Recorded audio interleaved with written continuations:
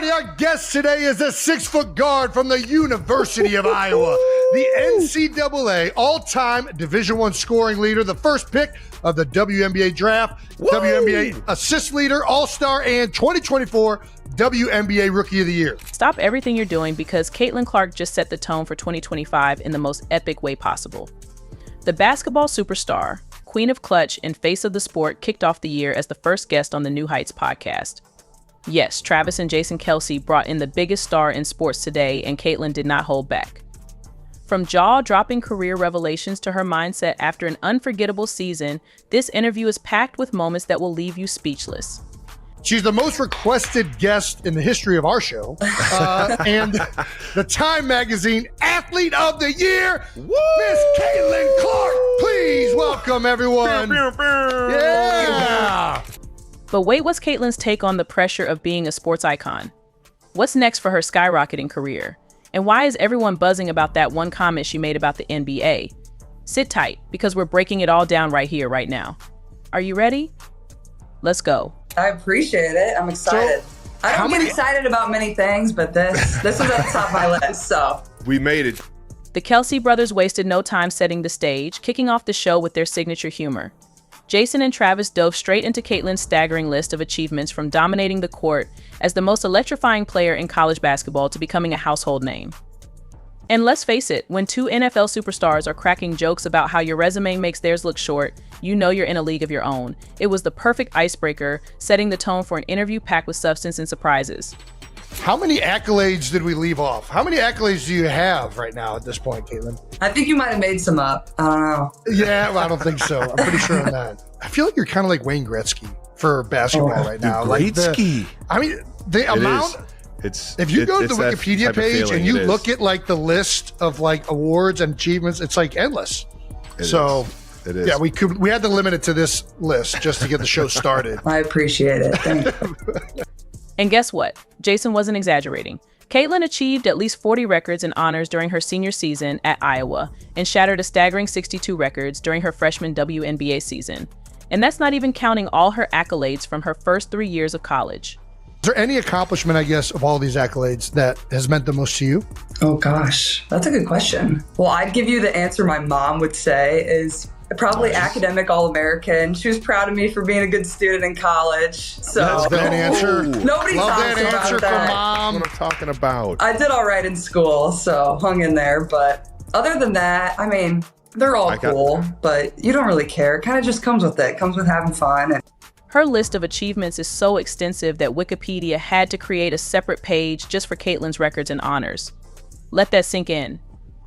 Caitlin then shifts gears, bringing a heartfelt moment to the conversation.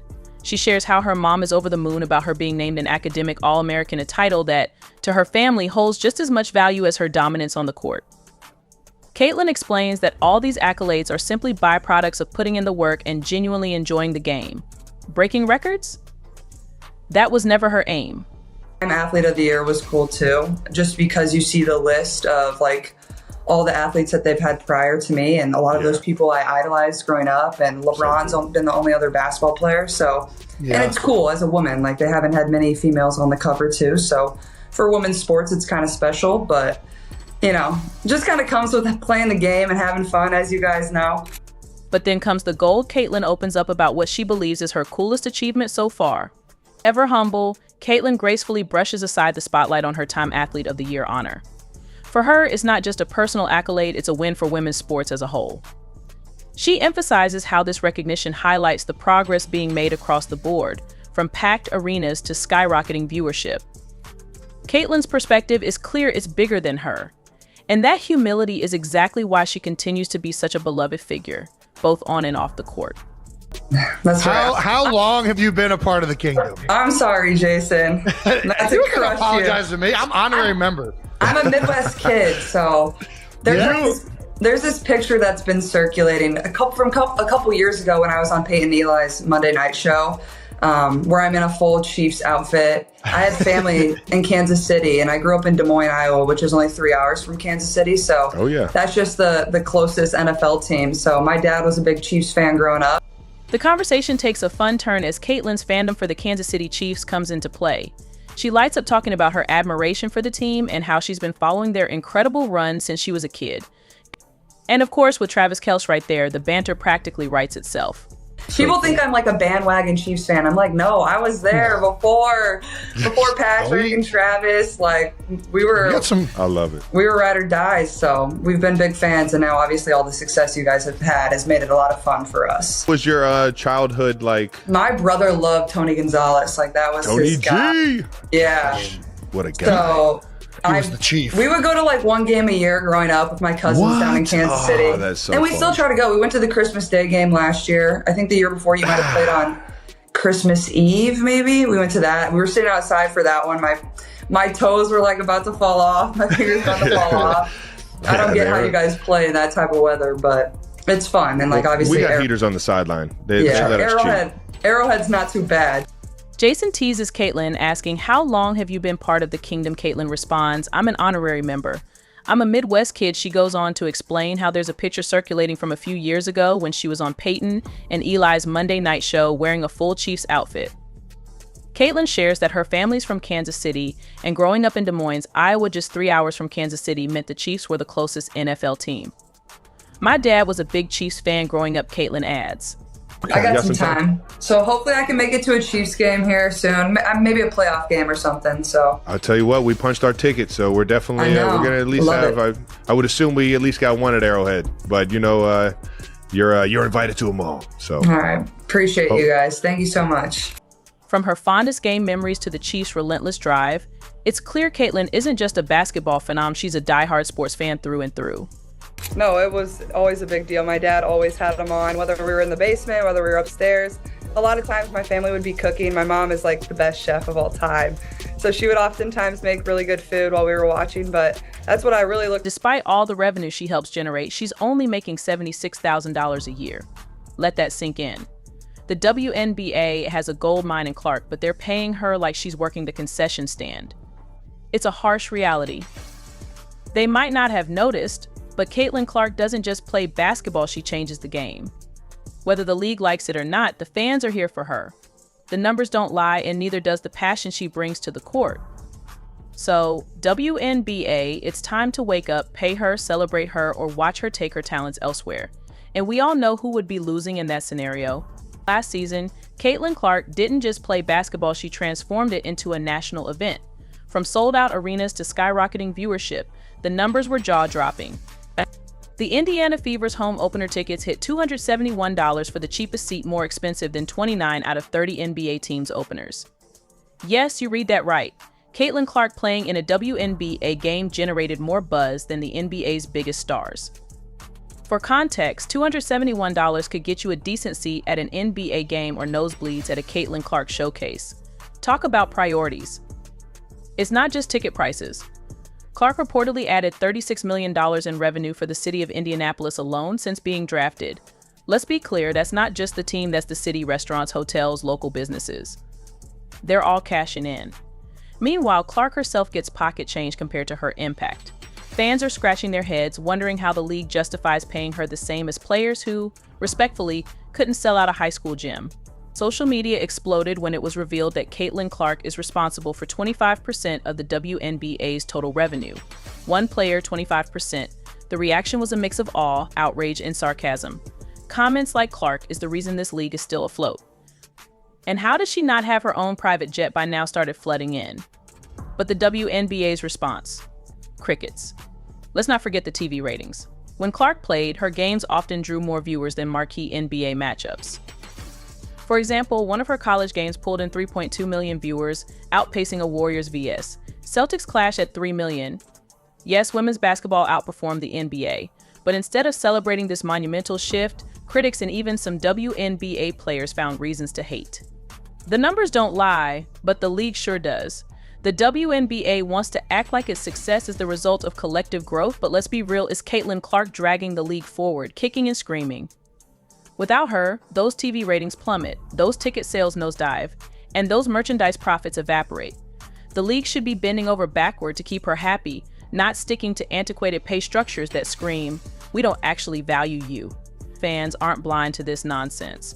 Social media is flooded with calls for change. People are pointing out the absurdity of her paycheck compared to her impact. It's not just about fairness, it's about business. You don't underpay the person responsible for your survival. That's not just bad optics, it's bad math. But apparently, the WNBA is too busy patting itself on the back for incremental growth to notice. The league is playing a dangerous game. If they don't adapt, they risk losing not just Clark, but the entire momentum she's created. Players like her aren't a dime a dozen, they're once-in-a-generation talents who can redefine a sport. If the WNBA doesn't figure out a way to pay her what she's worth, or at least close to it, don't be surprised if other leagues or opportunities come calling. And when that happens, the WNBA will have no one to blame but itself. Caitlin Clark, the rookie, drops a bombshell after making $10 million off the court. The basketball phenom, who's making less than the cost of a decent SUV in her first year on the court, has turned her modest paycheck into a PR goldmine. While others are sweating over their 9-to-5 grind, Caitlin is cashing six-figure checks just to show up and talk. And get this, some brands are willing to fork over more than the price of a house and fly her across the country just to have her grace their stage, while the WNBA throws her peanuts. Caitlin Clark has turned her off-the-court presence into a financial empire, stacking up $10 million in the process. Yes, that's right, the rookie everyone felt sorry for has more zeros in her bank account than some seasoned NBA veterans. For Clark, the transition from college to the WNBA wasn't just about showcasing her skills, it was about proving that she belonged at the highest level of the game. Critics like Swoops doubted Caitlin Clark's ability to handle the physicality and pace of the professional game, but Clark didn't just meet expectations, she shattered them. Her adaptability against defenses, ability to play through contact, and knack for making clutch plays in critical moments showcased a level of maturity rarely seen in first-year players. Swoop's initial critique of Clark wasn't limited to her playing style, she also questioned Clark's ability to lead a team, suggesting that her individual success might come at the expense of team cohesion. Once again, Clark defied expectations. Her unselfish play and ability to rally her teammates became one of the Fever's greatest strengths, solidifying her role as both a star player and a team leader. Whether it was her chemistry with veterans like Kelce Mitchell or her mentorship of younger players, Caitlin Clark proved she was more than just a scorer, she was a leader. As the season progressed and Clark's impact became undeniable, Swoop shifted her narrative, focusing on other aspects of Clark's game while avoiding direct acknowledgement of her earlier predictions. This wasn't the first time Swoop's comments had missed the mark, but the stark contrast between her words and Clark's reality only added to the drama surrounding the ongoing feud. Clark's rookie campaign wasn't just a personal triumph, it was a pivotal moment for the Indiana Fever. After years of struggling to find an identity, the team finally had a star who could carry them into a new era. Her hunger to improve, combined with her relentless work ethic, made her a natural fit for White's vision. Caitlin isn't just a great player, she's a cornerstone for the future, White emphasized, cementing her importance to the team's future success. Stephanie White's tenure as the Indiana Fever head coach came with lofty expectations. After years of underperformance, the franchise needed more than just a tactical overhaul, they needed a cultural reset. From day one, White made it clear that her focus extended beyond X's and O's. She wanted to create a winning mentality, build trust within the locker room, and establish a team-first ethos. This philosophy became even more critical in the wake of Sheryl Swoop's pointed criticisms of the Fever's organization. Swoops painted a picture of discord, suggesting that players were unhappy and eager to leave. Her claims included sharp critiques of the Fever's management and coaching approach, alleging that the team failed to recognize talent and foster loyalty. Caitlin's hunger to improve is unmatched, White shared. She's not just looking to score points, she's looking to make everyone around her better. White also made it a priority to integrate Clark into the team's existing structure without alienating veteran players like Kelce Mitchell. Swoops had criticized the Fever for their handling of Mitchell, an unrestricted free agent who had just come off a stellar season. White, however, was quick to highlight Mitchell's significance to the team's success, emphasizing her role in the team's continued growth and stability. Ensuring that Mitchell's contributions were both recognized and celebrated, White's balanced approach helped to dispel any notion of favoritism and reinforce the team's unity beyond individual relationships. She also addressed broader organizational changes that were essential for the Fever's resurgence. White implemented more rigorous training sessions, introduced analytics-driven game plans, and prioritized mental conditioning to prepare players for high-pressure situations. These measures paid off as the Fever not only improved their win-loss record, but also displayed a newfound resilience in close games. Swoop's narrative of a fractured locker room couldn't have been further from the truth. Players often spoke about the familial atmosphere within the team, describing group outings, post-practice bonding sessions, and a shared determination to succeed. White's emphasis on accountability was key to this dynamic. She encouraged players to take ownership of their mistakes while also celebrating their achievements, fostering a culture of continuous improvement. As White worked to rebuild the Fever's image, she didn't shy away from addressing Swoop's remarks head-on.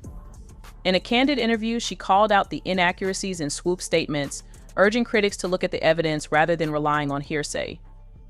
"Our players are proud to be part of this team," White asserted. "The work ethic, the chemistry, the hunger to win, it's all here. Anyone claiming otherwise hasn't been paying attention." Perhaps the most telling moment came when White discussed the team's future. Her vision extended far beyond a single championship. She spoke passionately about building a dynasty with Clark, Mitchell, and the rest of the Fever's core. Leading the charge, White explained, "This isn't just about winning now, it's about creating a legacy that lasts." In the face of criticism and doubt, White's unwavering belief in her team was a driving force behind their resurgence. Her ability to navigate the challenges of rebuilding a franchise while countering external negativity demonstrated her strength as a leader. By setting the record straight and focusing on what truly mattered, White not only silenced her detractors but also laid the foundation for a brighter future for the Indiana Fever. When Caitlin Clark entered the WNBA as a highly anticipated rookie, the expectations were sky-high.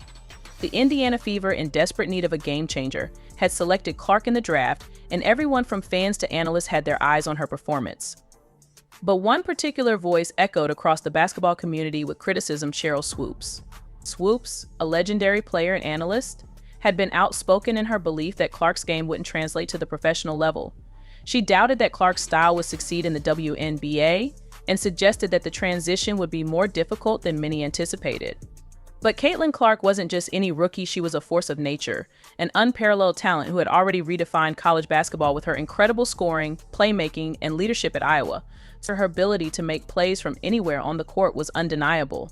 When Clark made the leap to the WNBA, she quickly proved that the skeptics, including Swoopes, were wrong. Clark's rookie season with the Fever was nothing short of spectacular. In her first year, Caitlin Clark averaged 19.2 points, 5.7 rebounds, and 8.4 assists per game, solidifying her place as one of the brightest stars in the league. Not only did she dominate offensively, but her versatility made her an invaluable asset on defense as well. Clark's immediate impact on the Fever was undeniable, and she didn't just play the game, she changed it. She took on the role of a leader, not only by putting up impressive stats, but also by elevating the performance of her teammates around her. This was a stark contrast to Swoop's early predictions. When Clark entered the league, many believed that her style of play, more individualistic and reliant on her scoring ability, wouldn't mesh well with the WNBA's team-oriented structure. Swoopes, with her wealth of experience and success in the league, expressed doubts about whether Clark could adapt her high-volume, high-scoring game to the professional level, but Clark quickly silenced those concerns with her all-around game and leadership on and off the court.